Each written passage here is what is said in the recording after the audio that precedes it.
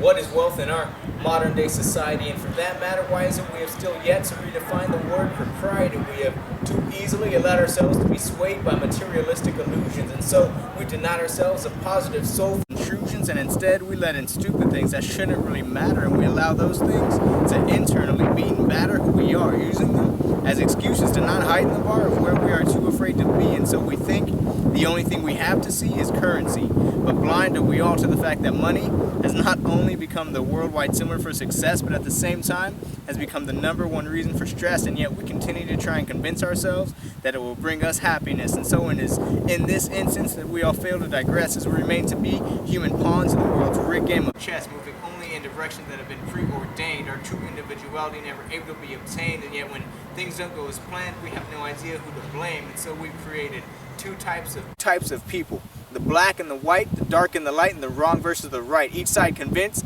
that they are fighting for the just cause, but neither one's taking the time to just pause and look at the bigger picture, convinced that only actions will make you stronger, when thinking will just make you weaker. And you have to choose one or the other, because there is no in between, no gray. And so in this, each day we die bit by bit, because we've been conditioned early on to never quit chasing something that is out of our reach. We continue to climb a wall only to one day possibly breach the clouds and touch the sky. But then there are those who can skip climbing altogether, and that's only because they have the means to fly.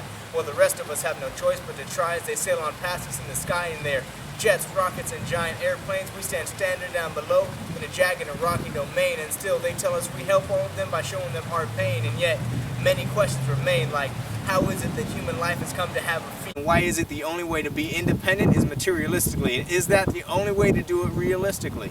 If so, then why is there no sympathy? I mean, is it ironically or moronically that we wage wars for peace? How is it we haven't learned from history that wronging each other will only increase the chance of our decline? You see, too long have we walked the line between humanity and insanity, that line has now become our increasingly unstable fault, and the vanity and denial, although it has lasted a while, has now become outdated, and rising up are the unappreciated ideas that have so long been buried but still carried from the past to the now.